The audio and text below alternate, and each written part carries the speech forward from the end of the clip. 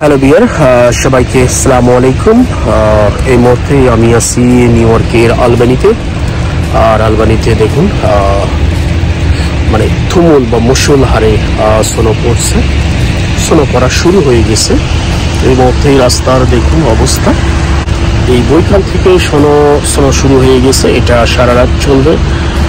বের হয়েছিলাম একটা কাজে, দেখুন কি অবস্থা। সো চলাফেরা করা কিছুক্ষণের পর কঠিন হবে। আমরা এখন চলে যাবো। এই স্নো পড়া অথবা তুষারপাত আমেরিকার জন্য নতুন কিছু না, আর আমেরিকার মানুষের কাছেও এটা নতুন কিছু না। আমেরিকায় প্রতি বছর স্নো পড়ে বিভিন্ন স্টেটে, কারণ এটি একটি শীত প্রধান দেশ। কিন্তু আমেরিকা পুরা দেশে স্নো পড়ে না, কিছু কিছু স্টেটে তারা কখনোই স্নো দেখেনি বা স্নো পড়ে না, বাট ম্যাক্সিমাম স্টেটেই স্নো পড়ে থাকে। এর মধ্যে এই নিউ ইয়র্ক একটি। নিউ ইয়র্কে প্রতি বছরই স্নো পড়ে, কিন্তু অন্যান্য বছরের তুলনায় এই বছরের স্নোর পরিমাণটা অতিমাত্রায় বেশি। প্রতি বছর স্নো পড়ে হয়তো 10-20 ইঞ্চি, কিন্তু এবারে কিছু কিছু জায়গায় 40 ইঞ্চি স্নো পড়েছে। আর এত পরিমাণে স্নো পড়ার জন্য কিছু কিছু স্টেটের মানে অনেক ক্ষয়ক্ষতি হয়েছে, যেমন ইলেকট্রিক লাইন সংযোগ বিচ্ছিন্ন হয়ে গেছে, এবং স্নো পড়ার কারণে বাড়ির চারপাশে একদম মানে কি বলবো, যে বাড়ির গেট পর্যন্ত মানে লক হয়ে গেছে, যে মানুষ বাসা থেকে বের হতে পারছে না।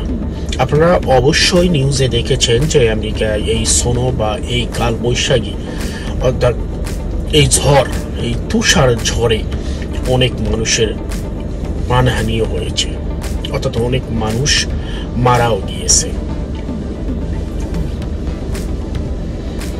আর এবার ঠান্ডাটাও সেই স্নো যেমন বেশি, এবার ঠান্ডাটাও অনেক বেশি পরিমাণে পড়েছে। কারণ এই মুহূর্তে দেখুন নিউ ইয়র্কের তাপমাত্রা হচ্ছে 15 ডিগ্রি ফারেনহাইট, যেটা সেলসিয়াসে যদি আনা যায় সেটা হবে মাইনাসে।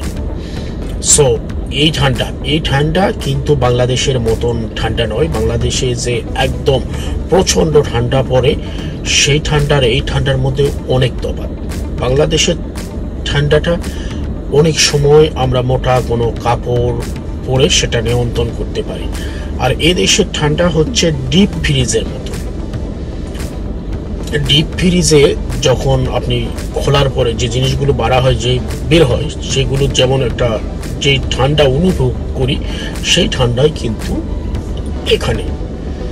সো এখানে 10-15 মিনিট আপনি যদি একটা টি শার্ট পরে বাইরে থাকেন, সো আপনার অবস্থা একদম বেহাল হয়ে যাবে। সো এই ঠান্ডাটা অনেক একটা কঠিন একটা মানে ঠান্ডা, যার কারণে এদেশে প্রতিটা বাড়িতে হিটিং ব্যবস্থা থাকে। এই হিটিং ব্যবস্থা ছাড়া এইরকম একটা ঠান্ডার দেশে কখনোই থাকা সম্ভব হইতো না। কিন্তু এই বছরে এই ঠান্ডা, এই তুষার ঝড়, এবার বেশি পরিমাণে ঝড় হচ্ছে আমেরিকায়। আপনারা প্রতিনিয়তই নিউজে দেখতে পাচ্ছেন যে ঝড় হয়ে যাচ্ছে। হয়তো স্নো পড়েছে ব্যাপক পরিমাণে, এক সপ্তাহ পর স্নোটা কিছুটা মানে পানিতে রূপান্তরিত হয়ে কমে গেছে। এগেন পরে উইকে দেখা যাচ্ছে যে আবার স্নো হচ্ছে, যার কারণে এখানে রাস্তাঘাটের অবস্থা অনেক খারাপ অবস্থা। কিছু কিছু স্টেটে মানে এত বেশি পরিমাণে স্নো পড়েছে যে রাস্তায় ঘন্টার পর ঘন্টা মানে গাড়ি নিয়ে থাকতে হচ্ছে, কারণ গাড়ি বন্ধ হয়ে যাচ্ছে স্নোতে। আবার সেখানে স্নো ক্লিন করে 4-5-6 ঘন্টা পর্যন্ত ওয়েট করে সেখান থেকে বের হয়ে যেতে হচ্ছে, যার কারণে এখানে এই প্রাণঘাতীগুলো বেশি হচ্ছে। তারপরে এদেশের মানুষের এই সোনো নিয়ে তেমন কোনো মাথা ব্যথা না। তারা বলে যে এটা আমাদের একটা ন্যাচারাল, এটার উপর আমাদের কোনো হাত নেই। প্রতি বছরই আমাদের আমরা এটার সঙ্গে যুদ্ধ করি। এবার হয়তো একটু সোনো বেশি পড়েছে অথবা ঠান্ডাটা একটু বেশি পড়েছে, এটা মেনে নিতে হবে। কিন্তু তাদের জন্য এটা ইজি হলো, আমাদের কাছে এটা একটা কঠিন মানে যুদ্ধের সময়।